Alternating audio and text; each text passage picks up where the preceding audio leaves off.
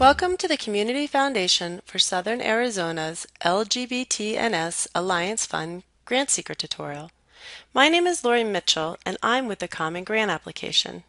And this is going to be a brief video showing grant seekers how to use our site to apply for a grant. Currently you're looking at the dashboard. This is the page you land on after you log into our site.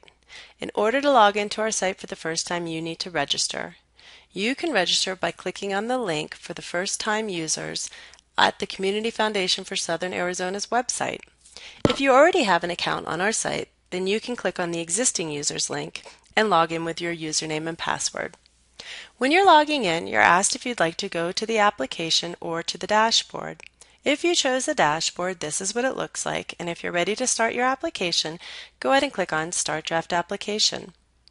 Multiple grant makers use the Common Grant application site to receive and manage grants, so find the Community Foundation for Southern Arizona and click on Select Program next to their name.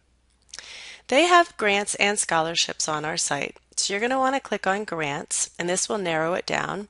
Then you can find the LGBT&S Alliance Fund and click on Start Draft App.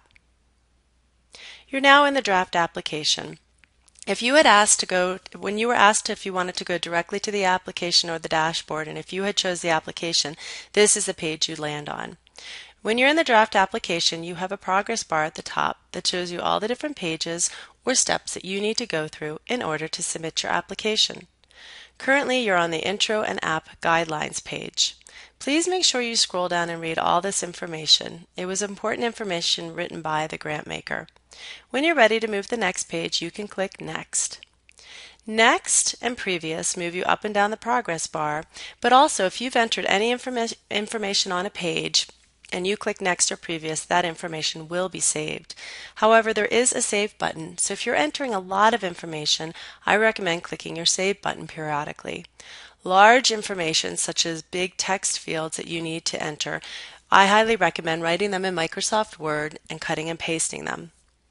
So let's scroll down. Fields with a red asterisk are required. If there's no red asterisk, it is optional. You cannot submit this application until you fill out all the required fields and upload all the required documents. So they're asking for the mailing address here, the physical address here, and the project contact information here, and fiscal sponsor information if applicable. Background and narrative. These are the larger text boxes that I was talking about to cut and paste. So for example, this one's the organization mission statement. It's 500 characters. Again, I could cut and paste from Microsoft Word. As you put text in this box, you'll notice that the character count goes down, letting you know how many characters you have left. Spaces are also included as characters. There's some other input fields and some radio buttons and drop down that you need to answer below.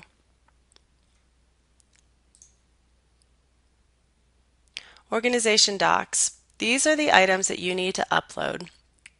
If you look below, the grant maker has loaded some documents for you. There are some templates here that you need to click on. You click on the file name, you save it to your computer, you can enter the information, save it, and then upload it below.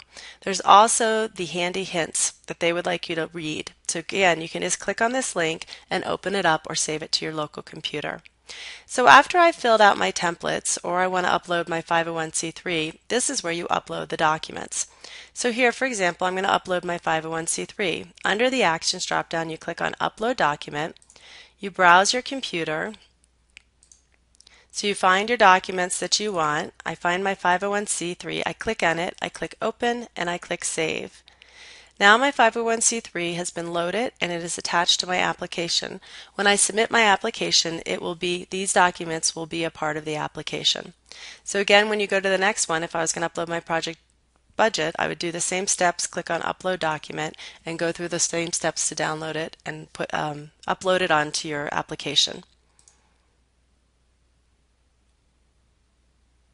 Signature and submission, you need to check off that you acknowledge and put some names and titles of staff and board members. And then I want to show you the preview. So here it says the status says not okay. my application, obviously I did not fill out all the required fields or upload all the required documents, so I have a red not okay. There's a reason box below a table that shows you all the different pages and the fields that are not okay and the problem or the reason why it's not okay. So you can click on the link here to go back to the organization information page and correct that information. Once all my required fields have been filled in and all my required documents have been uploaded, this will be a green OK. I will be able to click Next and I will be able to submit my application. Now at any time, every page has a button for pause. So at any time I do not need to finish this application in one sitting. I can click pause out of the application, go back to the dashboard. I can log out in the upper right hand corner, and when I log back in, you'll see I have a resume draft application and an exit draft application. If I click exit draft application, I don't lose any information I've entered in the application. I have just removed that I am applying to the LGBT Alliance Fund. So if I did click exit, I would just have to click on start draft application, select the Community Foundation for Southern Arizona, select the LGBT&S application, and go back in. But right now I still have my resume draft application, so if I click on resume, I come right back to the page that I left off. Once you submit your application, you will receive an email confirmation and you will also get an application number. That application will show up under your grants tab here, and it would be under the statuses under review. If you have any questions for the Common Grant application, please do not hesitate to contact us. Good luck with your application.